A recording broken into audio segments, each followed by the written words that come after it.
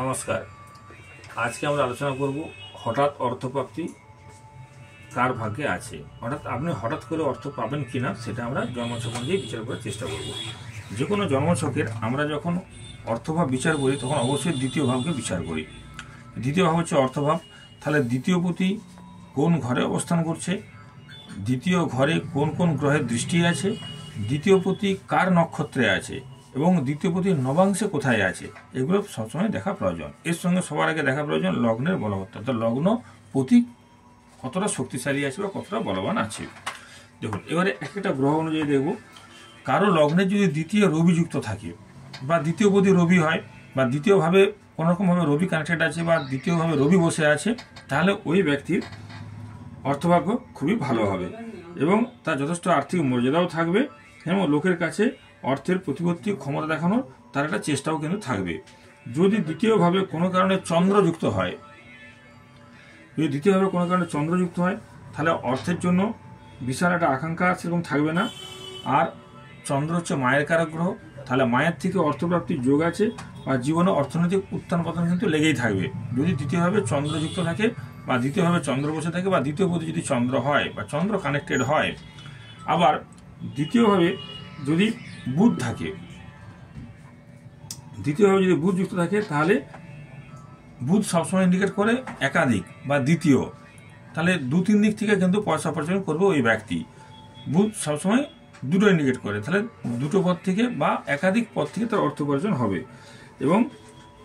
এবং সে বুধ হচ্ছে আমাদের কথা বলার কারক গ্রহ, বাকশক্তির কারক গ্রহ, তাহলে সে রিপ্রেজেন্টেটিভের কাজ বা কোনো কথা বলে অর্থ রোজগার সে করবে যদি দ্বিতীয়ভাবে বুধ থাকে। এইভাবে যদি দ্বিতীয়ভাবে শুক্রযুক্ত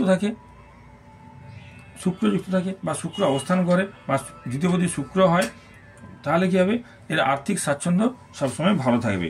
অর্থ নিয়ে তাকে বিশেষ চিন্তা ভাবনা করতে হবে না এবং আর্থিক দিকে যথেষ্ট সুখী এবং ভাগ্যবানও সে হবে। যদি দ্বিতীয়ভাবে শনিযুক্ত থাকে, তাহলে তাকে অধিক পরিশ্রম করে অর্থ উপার্জন করতে হবে, আর যতটা পরিশ্রম করবে সেই অনুপাতে কিন্তু তার আয় হবে না এবং সেটা যথেষ্ট সঞ্চয় এবং কৃপণ হবে। যদি দ্বিতীয় পথে রাহু যুক্ত থাকে, তাহলে সৎ অসৎ পথে সে অর্থ উপার্জন করতে পিছপা হবে না, অর্থের ব্যাপারে কোনো বাজবিচার সে করবে না, কিছুটা অসংযমী হবে, উচ্ছৃঙ্খল এবং ব্যয় করার একটা মানসিকতা থাকবে। যদি দ্বিতীয়ভাবে কেতুযুক্ত থাকে, তাহলে ওই ব্যক্তি গুপ্ত পথে আয় করবে, সে কাউকে জানতে দেবে না সে কোথা থেকে টাকা রোজগার করছে, তার রহস্যকে কিন্তু বুঝতে পারবে যে কোথা থেকে তার টাকা আসছে।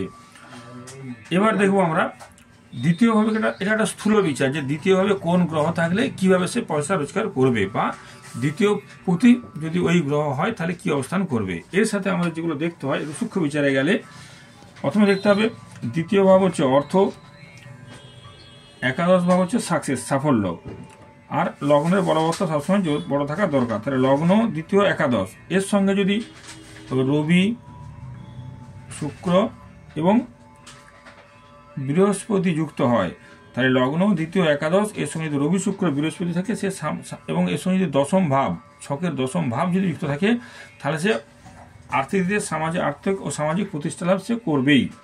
এখানে যদি দ্বাদশ ভাবনা যুক্ত থাকে, তাহলে সে আর্থিক এবং সামাজিক প্রতিষ্ঠা লাভ করবে। লগ্ন দ্বিতীয় একাদশ, দ্বিতীয় হচ্ছে অর্থ, একাদশ হচ্ছে সাকসেস, পাওয়া ভাগ্য, তাহলে দ্বিতীয় একাদশের কানেকশন মানে অর্থ আসবে এবং রবি শুক্র বৃহস্পতি দশম ভাব যুক্ত থাকলে তার অর্থ সে সামাজিক প্রতিষ্ঠা লাভ করবে এবং কর্মের মাধ্যমে তার অর্থ আসবেই। যদি কারোর জন্মছকে দ্বিতীয়, অষ্টম এবং দ্বাদশ ভাব যুক্ত থাকে, এর সঙ্গে যদি শনি যুক্ত হয়, দ্বিতীয় অর্থ, অষ্টম ভাব হচ্ছে মারক ভাব বা নিধন ভাব, দ্বাদশ ভাব হচ্ছে ব্যয় ভাব। এই দ্বিতীয়, অষ্টম, দ্বাদশের যদি কানেকশন থাকে, এর সঙ্গে যদি শনি যুক্ত হয়, তাহলে এটা কিন্তু হচ্ছে দারিদ্র যোগ। এই যোগ থাকলে ব্যক্তি হাজার চেষ্টা করেও অর্থ উপার্জন করতে পারবে না। এরপর যদি দ্বিতীয়, ষষ্ঠ এবং দ্বাদশ ভাব যুক্ত থাকে, এর সঙ্গে যদি শনি যুক্ত হয়, দ্বিতীয় অর্থাৎ অর্থ, ষষ্ঠ হলো ঋণধার, দ্বাদশ হলো খরচ, ঋণ করো সেটা খরচ, ব্যয় ভাব, এর সঙ্গে যদি শনি যুক্ত হয়, তাহলে এই ব্যক্তি কিন্তু ঋণগ্রস্ত হবে। এই ব্যক্তি কোনো মতে টাকা রাখতে পারবে না এবং সে ঋণে জড়িয়ে পড়বে। আবার দ্বিতীয়, পঞ্চম, অষ্টম এর সঙ্গে যদি রাহু যুক্ত হয়, দ্বিতীয় পঞ্চম অষ্টম একাদশ এবং এর সঙ্গে যদি রাহু যুক্ত হয় এবং এই রাহু যদি শুভ হয় এবং এই অষ্টমপতি যদি শুভ হয়, দ্বিতীয় পঞ্চম অষ্টম একাদশ এবং রাহু এগুলো সব শুভভাবে যুক্ত থাকে, তাহলে তার জীবনে হঠাৎ করে অর্থপ্রাপ্তি আসবে। সেটা লটারির মাধ্যমে অর্থপ্রাপ্তি আসতে পারে। এটা ফাটকা আয় নির্দেশ করে। দ্বিতীয় পঞ্চম অষ্টম একাদশ সঙ্গে যদি রাহু যুক্ত থাকে এবং এই অষ্টম ভাব এবং একাদশ রাহুকে কিন্তু শুভ হতে হবে, তাহলে কিন্তু ফাটকা ইনকাম নির্দেশ করে। আবার দ্বিতীয় পতির সঙ্গে যদি দ্বাদশপতি যুক্ত হয় তাহলে সে প্রচুর অর্থ ব্যয় করবে। দ্বাদশ হচ্ছে ব্যয় ভাব, দ্বিতীয় হচ্ছে অর্থ, তাহলে সে প্রচুর অর্থ ব্যয় করবে। এরপর হচ্ছে দ্বিতীয় পঞ্চম এবং এর সঙ্গে হচ্ছে যদি আপনার দ্বাদশ যুক্ত থাকে এবং দ্বিতীয় পঞ্চম দ্বাদশ এর সঙ্গে যদি রাহু শুক্র এবং মঙ্গল যুক্ত থাকে, তা রাহু শুক্র মঙ্গল হচ্ছে প্রেমের কানেকশন আছে, তাহলে এর সঙ্গে দ্বিতীয় ভাব যুক্ত হলো, পঞ্চম ভাব যুক্ত হলো এবং দ্বাদশ ভাব যুক্ত হলো, তাহলে দ্বিতীয় অর্থ, পঞ্চম থেকে ফাটকা বা প্রেম, দ্বাদশ থেকে ব্যয় ভাব, এর সঙ্গে রাহু শুক্র মঙ্গল, তাহলে এর চারিত্রিক কারণে এর কিন্তু সব অর্থ ব্যয় হবে, সে চারিত্রিক কারণে সমস্ত অর্থ হারিয়ে ফেলবে। আবার দ্বিতীয় এর সঙ্গে নবম, দ্বাদশ এবং বৃহস্পতি এই ভাব যদি যুক্ত হয়, দ্বিতীয় হচ্ছে অর্থ, নবম হচ্ছে ধর্ম বিচার করি আমরা, দ্বাদশ হচ্ছে ব্যয় এবং তার সঙ্গে বৃহস্পতি, বৃহস্পতি হচ্ছে জ্ঞানের কারক গ্রহ, ধর্মের কারক গ্রহ, তাহলে দ্বিতীয় নবম দ্বাদশের কানেকশন হবে, বৃহস্পতি যুক্ত থাকবে, তাহলে এই ব্যক্তি কি করবে, কোনো ধর্মীয় স্থানে অর্থ ব্যয় করবে বা ধর্মীয় স্থানে অর্থ দান করবে, এই জন্য তার পয়সা কিন্তু থাকবে না, পয়সা বেরিয়ে যাবে। আবার দ্বিতীয় ষষ্ঠ দ্বাদশ এর সঙ্গে যদি কেতু যুক্ত হয় তাহলে এর টাকা পয়সা কিন্তু চুরি হয়ে যাবে। দ্বিতীয় হলো অর্থ, ষষ্ঠ থেকে আমরা চুরি বিচার করি, দ্বাদশ হচ্ছে ব্যয় ভাব, এর সঙ্গে যদি কেতু যুক্ত হয় তাহলে কিন্তু তার অর্থ চুরি হয়ে যাবে।